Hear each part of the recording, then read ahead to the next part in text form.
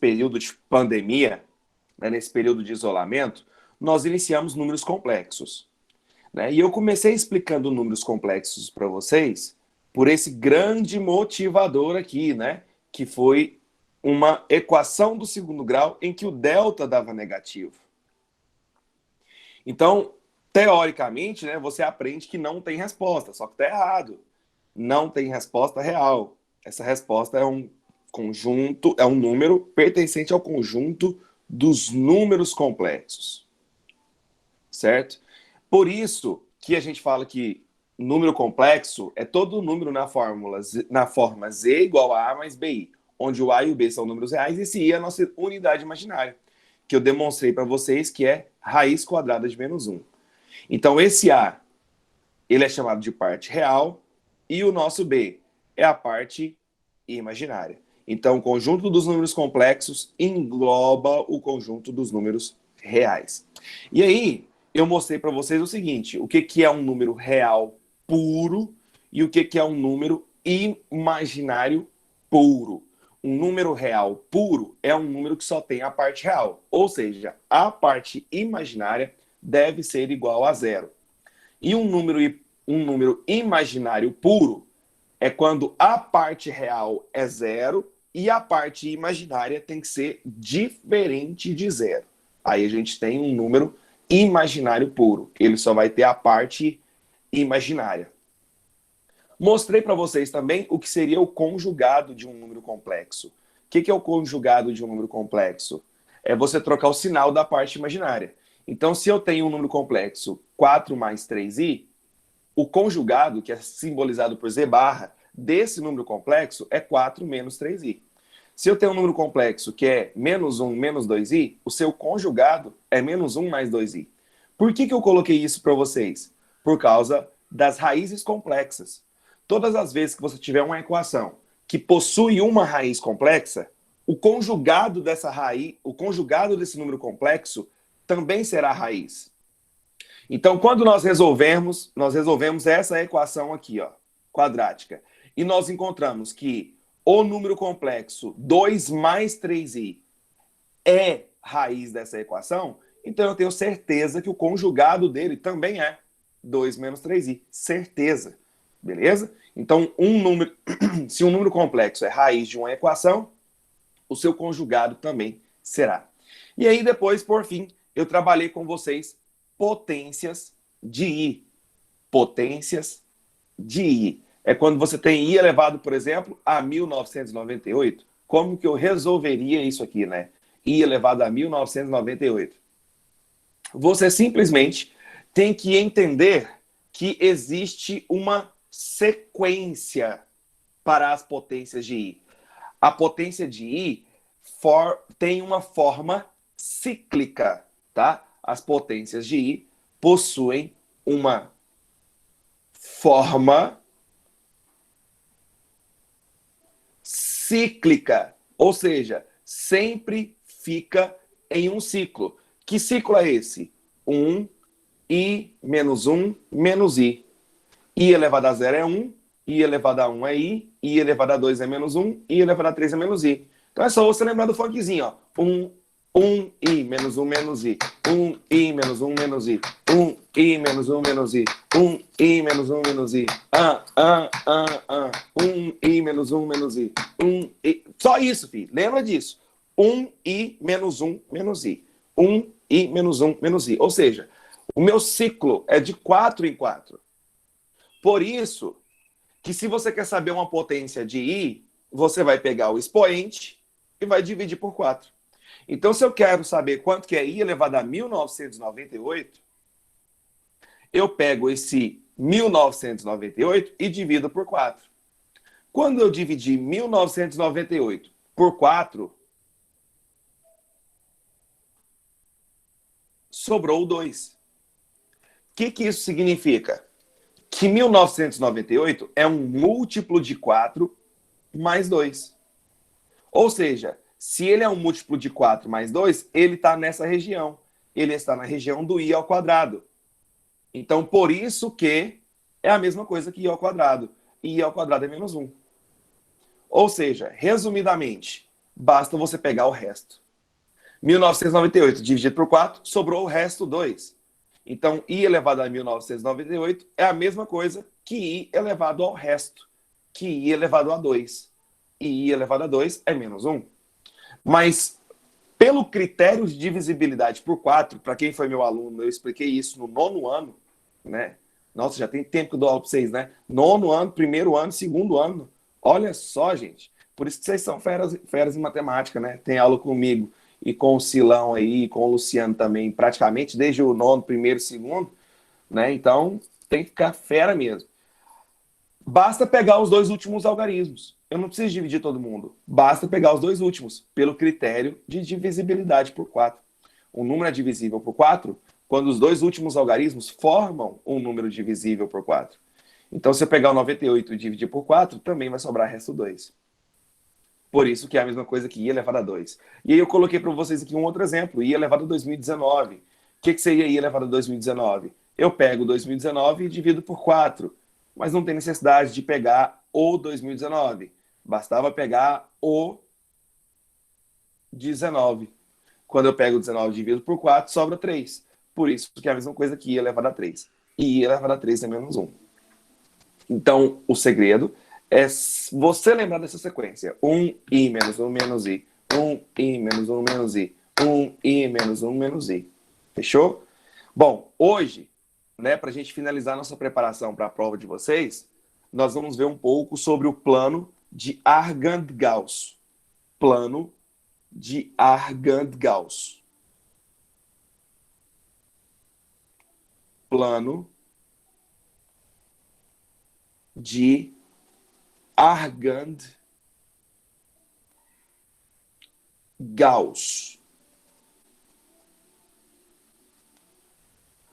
Quando você começa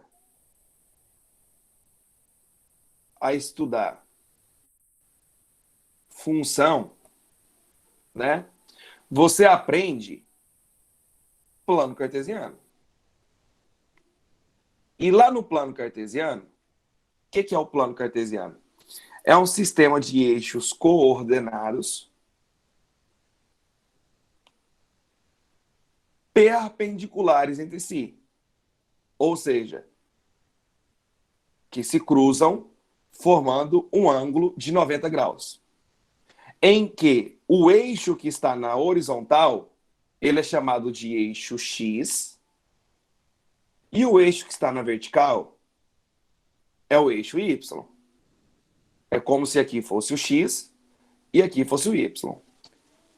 O plano de Argand-Gauss é o plano para representarmos um número complexo, em que o eixo X vai ser o eixo da parte real e o eixo Y, deixa eu descer um pouquinho aqui mais, vai ser o nosso eixo da parte imaginária.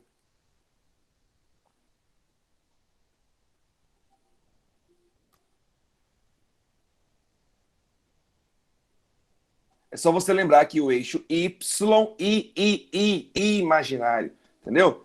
Eixo Y é o eixo imaginário. Então, por exemplo, se eu tenho um número complexo da forma Z igual a mais B, I, o A faz o papel da parte real. É como se fosse o nosso X. Então, lá no plano cartesiano, ele deveria aparecer primeiro. E o nosso B é como se fosse a parte imaginária, como se fosse o eixo Y. Então, ele aparece segundo. Olha lá. Então, quando você escreve isso aqui, Z igual a vírgula B é um par ordenado. Só que é um par ordenado do plano de Argand-Gauss, onde esse A é a parte real e esse B é a parte imaginária. Então, é como se eu viesse aqui, ó, fizesse isso, ó. Eu marco aqui o A, eu marco aqui o B,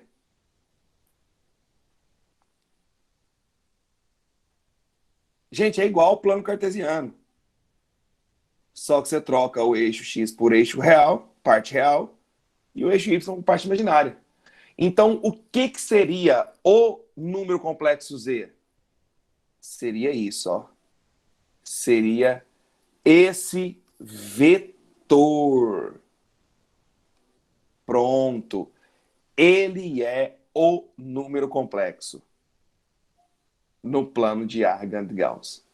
E se isso é um vetor, você aprende na física que vetor possui direção, sentido e módulo. Módulo é tamanho. Então, desse número complexo, eu tenho o módulo, porque ele é um vetor. Eu tenho um módulo. Módulo do número complexo. Seria essa parte verdinha aí. Que em alguns livros é chamado da letra grega. É um pezinho meio deitado. Rho. Rho. Rho é o módulo de um número complexo. Então eu precisava saber, pessoal, esse tamanho. Deixa eu abrir o bate-papo, porque eu quero trocar ideia com vocês. O que você acha? O que você acha que eu poderia fazer para calcular essa medida aqui, ó? Para calcular esse módulo desse número complexo? Pensa pela lógica. O que você acha que eu poderia fazer? Dá um chute aí. O que eu poderia fazer para calcular essa medida? Perfeito. Joãozeira, João Gabriel, Ana Luísa, Daniel, Teorema de Pitágoras, com certeza. Porque se você observar aqui dentro, ó, nós temos um triângulo retângulo. Então, isso aqui, eu posso aplicar o Teorema de Pitágoras, porque eu sei que essa medida é A e eu sei que essa medida é B. Então, se nós aplicarmos o Teorema de Pitágoras, nós vamos concluir que módulo de um número complexo ao quadrado, que é como se fosse a nossa hipotenusa, é igual à soma dos quadrados dos catetos. Então, a soma do quadrado de A com o quadrado de B. E se aqui está ao quadrado, eu jogo para o outro lado a raiz quadrada. Então, o módulo de um número complexo é a raiz quadrada de A ao quadrado mais B ao quadrado. Lembrando que eu posso escrever módulo de Z ou eu também posso escrever a letra grega Rho, que é como se fosse um pezinho meio deitado. Rho. Então, o módulo de um número complexo é o tamanho de um número complexo. É só você lembrar de Pitágoras. Não precisa ficar decorando isso aqui. Então, você faz raiz quadrada da parte real ao quadrado mais a parte imaginária ao quadrado. Bem simples, né? Se eu perguntasse assim para você, então, olha, exemplo.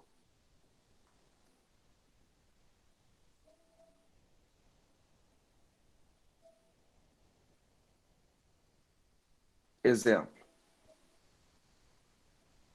Qual o módulo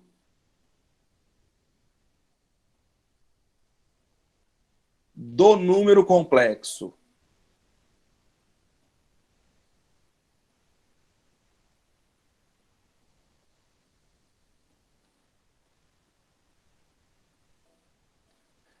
É 3 vezes I elevado a 2022.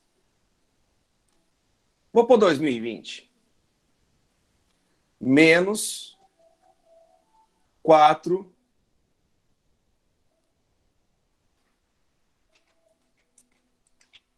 menos 4 I elevado a 12.343. Olha lá.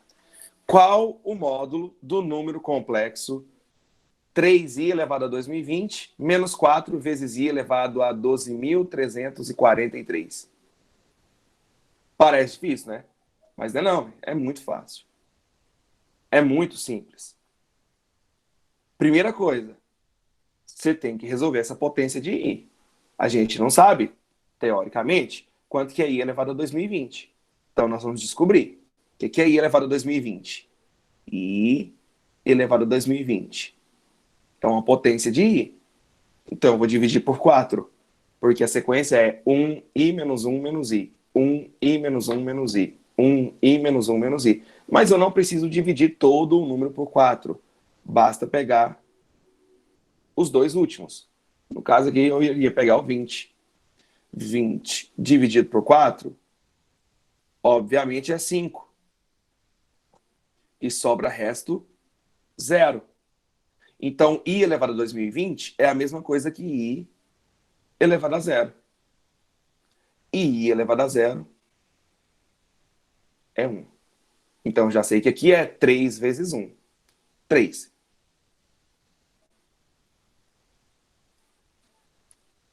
Já o i elevado a 12.343, eu vou fazer a mesma coisa. Porém, eu não vou pegar todo mundo. Já te falei que eu vou pegar simplesmente os dois últimos. Por quê? Por causa do critério de divisibilidade por 4. Então, eu vou pegar o 43 e vou dividir por 4. Bom, obviamente, vai dar 10. E sobra 3. Então, i elevado a 12.343 é a mesma coisa que i ao cubo. I ao cubo. O que é i ao cubo? 1 é i elevado a 0. 1i é i elevado a 1. 1i menos 1 é o i elevado ao 2. 1i menos 1 menos i é o i elevado a 3. 1i menos 1 menos i. Então, quer dizer que i ao cubo é a mesma coisa que menos i. Então, galera, quer dizer que o número complexo que eu estou procurando o módulo dele é 3 vezes i elevado a 2020, que é 1, menos 4 vezes i elevado a 12.343, que é menos i.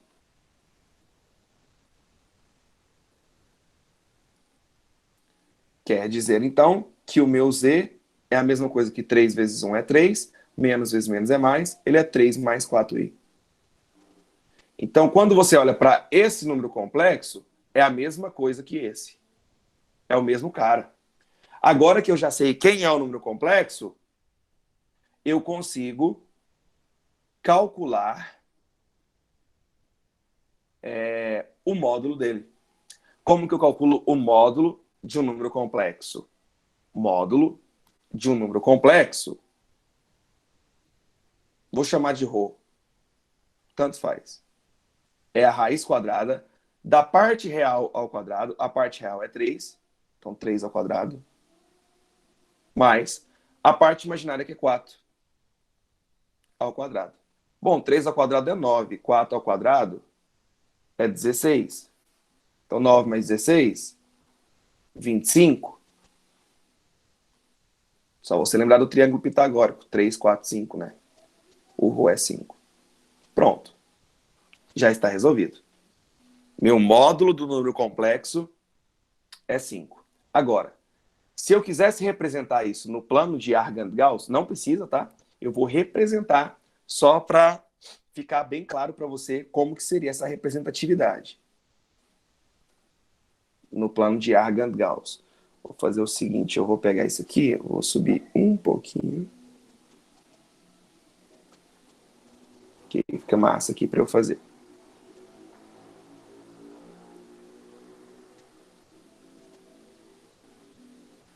Ó, eixo X é a minha parte real e o meu eixo Y é a minha parte imaginária.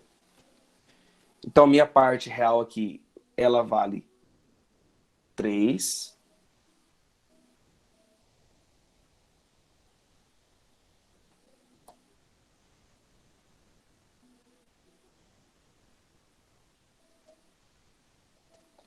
Minha parte real aqui, ela vale 3.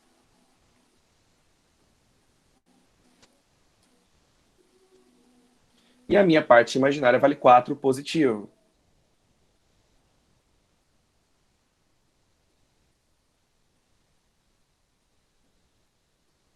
Esse é o pontinho. Então, meu número complexo é esse modo. Esse vetorzinho aqui. Esse é o meu número complexo. Então, esse aqui seria o meu Rho. O meu Z, vou pôr Z mesmo.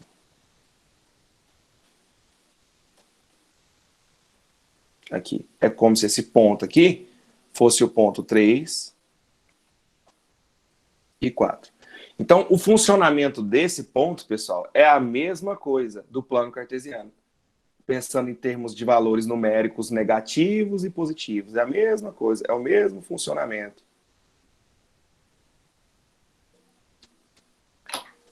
Alguma pergunta, gente? Fácil, né? Fácil. Eu preciso que vocês entendam bem esse começo de números complexos, tá?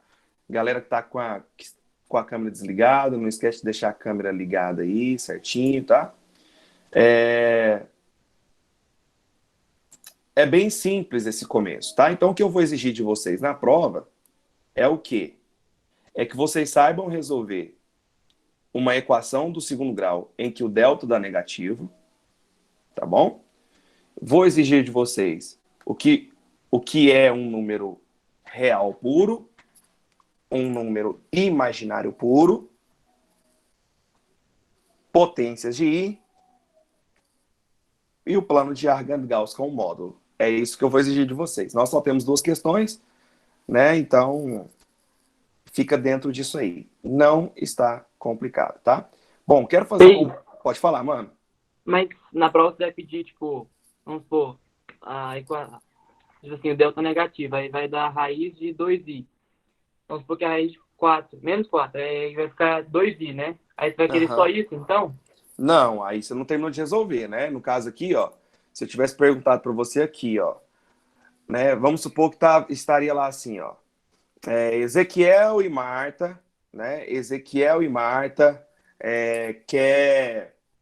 precisa resolver a seguinte equação do segundo grau: x² menos 4x mais 13 igual a zero. Quais foram as respostas encontradas? Então, você ia resolver normal, né? Qual que é a raiz quadrada de menos 36? 6i. Então, quais são as raízes? 2 mais 3i e 2 menos 3i. Então, isso aí que eu quero saber. Só tipo x20 e x2 você precisa. Ah, de Sim, boa então. Valeu, feito. né? E aí eu posso pedir, por exemplo, também para você. Eu poderia perguntar qual é o módulo do número qual é o módulo da raiz dessa equação? Aí depois que você encontrou a raiz, você vai fazer o módulo. E aí você sabe fazer o módulo desse número complexo. Correto, Murilo? Correto. Beleza. Tá, então vamos fazer algumas questões aqui. Professora, a Pra... Alice pediu para você explicar de novo esse exemplo que ela ficou meio perdida. Então, vamos fazer mais algumas questões aqui, que aí a gente vai reexplicando isso aí. Ó, essa questãozinha aqui tá no livro de vocês, tá? Livro 2A, tá lá na página 182. Tá? Essa questão aqui tá lá.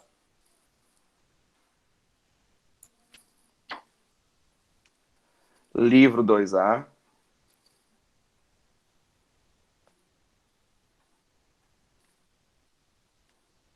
Página 182. Bom, olha o que ele pergunta. Determine o valor de x, com x pertencente aos reais, de modo que o número complexo z igual a 2 menos x. Esse 2 menos x é a minha parte real.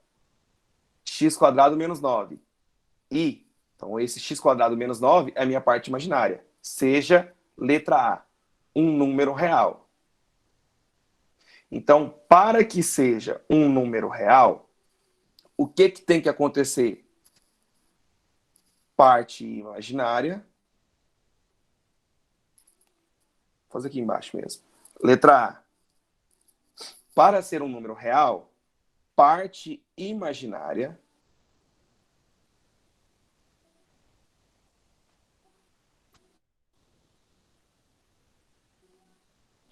deve ser zero.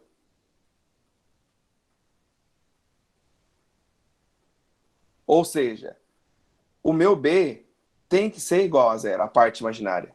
Então, quem que é a parte imaginária? X² menos 9. Então, x² menos 9, que é a minha parte imaginária, tem que ser igual a zero.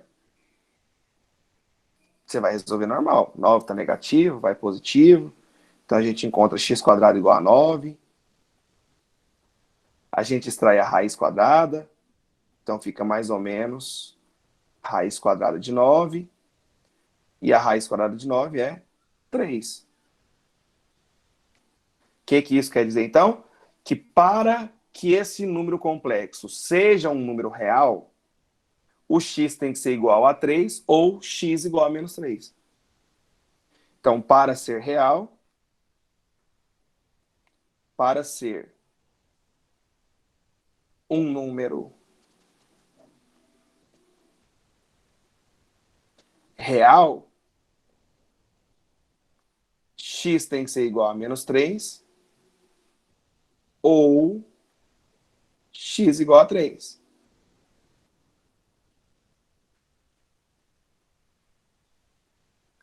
Ficou claro para todo mundo o porquê que o x tem que ser igual a 3 ou x igual a menos 3?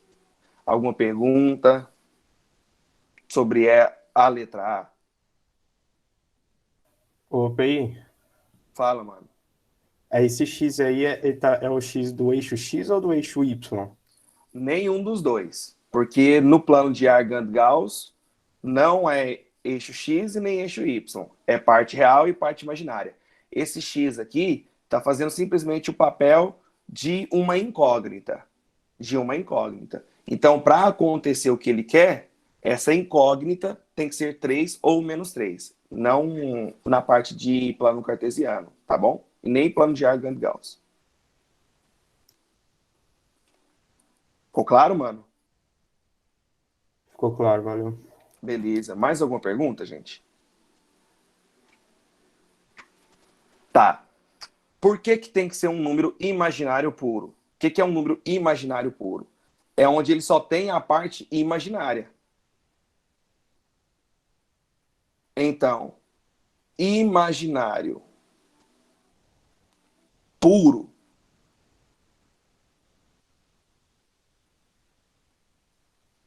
a parte real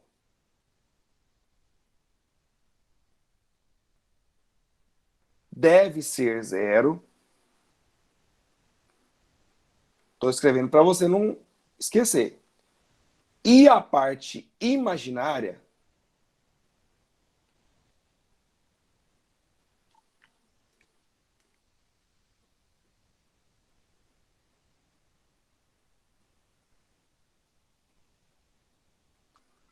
diferente de zero. Então, aqui são duas contas.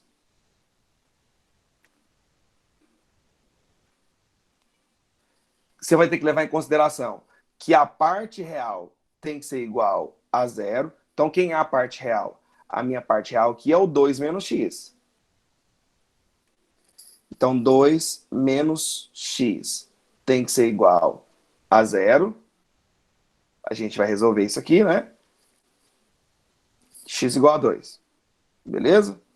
X igual a 2. Ou, né, vou fazer do jeito clássico que a maioria faria. O 2 vai para lá negativo, aí multiplica por menos 1, x igual a 2. Pronto. Mas não basta só isso. A parte imaginária tem que ser diferente de zero. Então, agora esse x ao quadrado menos 9 tem que ser diferente de zero. Então, fica x ao quadrado diferente de 9. Extrai a raiz, né?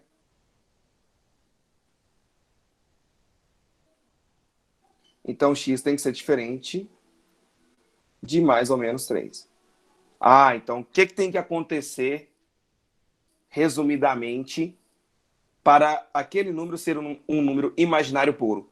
O x pode ser qualquer número, o x pode ser qualquer número real, desde que esse x seja 2, e diferente de mais ou menos 3. Então, o que isso quer dizer? Que o x tem que ser igual a 2. Então, se você tiver x igual a 2 e diferente, né, de 3 positivo e 3 negativo, ou seja, como aqui deu um valor, como que eu posso dizer para você? Como que o 3 é diferente do 2, basta simplesmente que o x seja igual a 2. Então, se o x for igual a 2, você vai ter um número imaginário puro. Quer ver? Coloca 2 no lugar do x, só para ficar bem claro para você. Ó. Coloca 2 no lugar do x. Mais 2 ao quadrado menos 9 e 2 menos 2 é 0.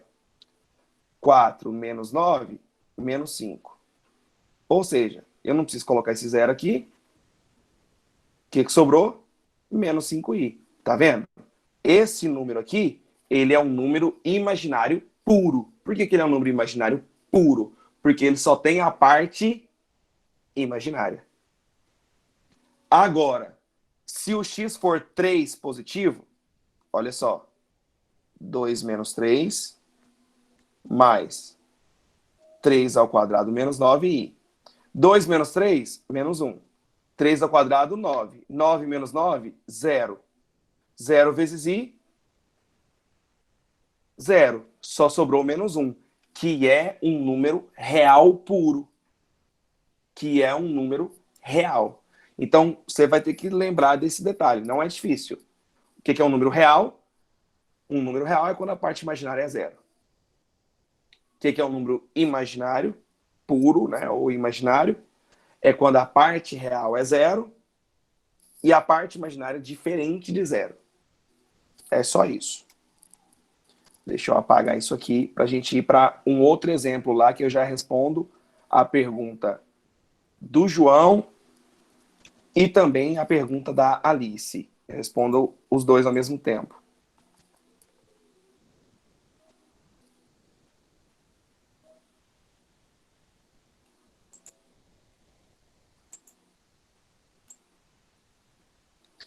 No livro de vocês, na página 181,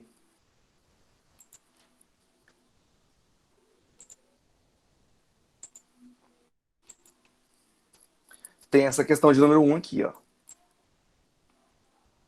Livro 2, página 181.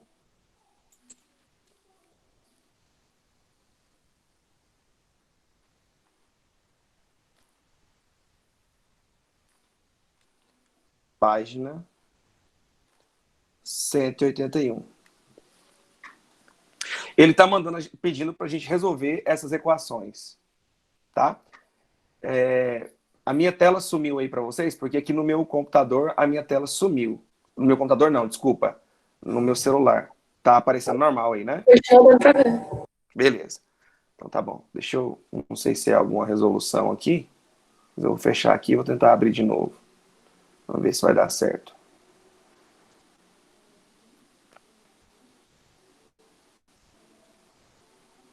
Aqui não apareceu não. Então se tá aparecendo para vocês, qualquer coisa vocês avisam aí, tá? Bom, eu vou resolver a letra B. Beleza? Vou resolver a letra B.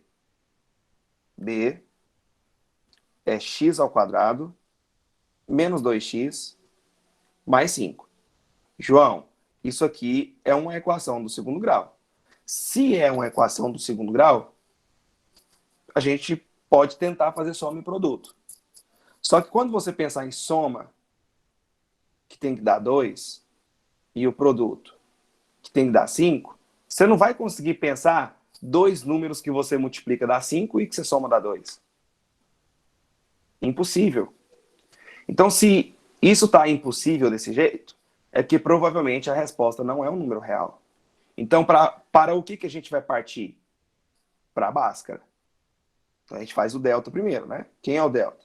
B ao quadrado menos 4 vezes A vezes C. Delta é o B é menos 2 menos 4 vezes o A, que é 1, vezes o C, que é 5. Então ficou 2 negativo ao quadrado é 4 positivo. 4 vezes 5 é 20. Então ficou 4 menos 20. Olha só, o delta deu negativo. Ah, então quer dizer que não tem resposta? Tem, só que não é um número real, é um número complexo. Vamos encontrar que número complexo é esse. X é igual menos b, mais ou menos, raiz quadrada de delta, dividido por 2a. Então, x é menos da fórmula, o b que é menos 2, mais ou menos a raiz quadrada de menos 16,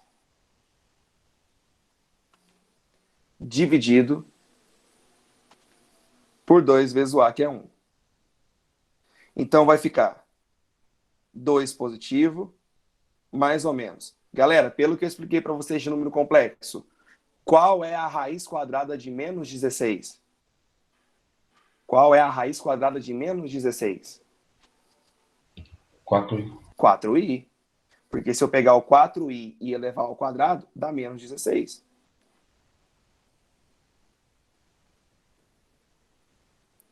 Sobre 2 vezes 1, 2. Então, como aqui está sobre 2, eu posso dividir todo mundo por 2. 2 dividido por 2, 1. 4 dividido por 2, 2. Então, qual é a solução dessa equação? Qual é a resposta? É o número complexo 1 mais 2i. Só para ficar bonitinho, eu vou pôr menos. E 1 mais 2i. É igual uma equação do segundo grau normalzinha. Só que a minha resposta é um número complexo. É do mesmo jeito. Tá? Então, o que isso significa? Que se no lugar do x eu colocar 1 menos 2i, a resposta vai dar 0. Se você fizer os cálculos. Se você colocar no lugar do x 1 mais 2i, essa resposta vai dar 0. Agora, Alice, vamos supor que eu queira representar esse número complexo aqui, ó. Z igual a 1 mais 2i. Vou fazer ele primeiro. No plano de Argand-Gauss. Como ficaria a representação desse número complexo no plano de Argand-Gauss? Ficaria o seguinte. O eixo x é a parte real. Quanto que vale a parte real aqui? Vale 1. E o meu eixo, que lá no plano cartesiano é o eixo y, é a parte imaginária. Quanto que vale a parte imaginária? Vale 2.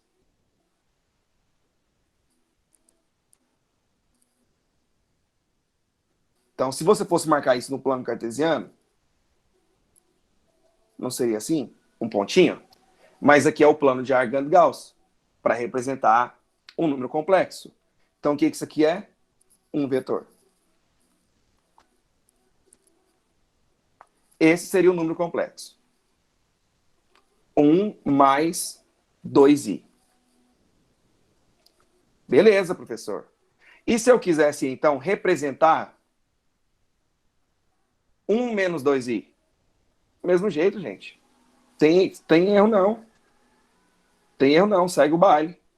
Ó, 1 menos 2i. Eu vou fazer o plano de Argand-Gauss de novo.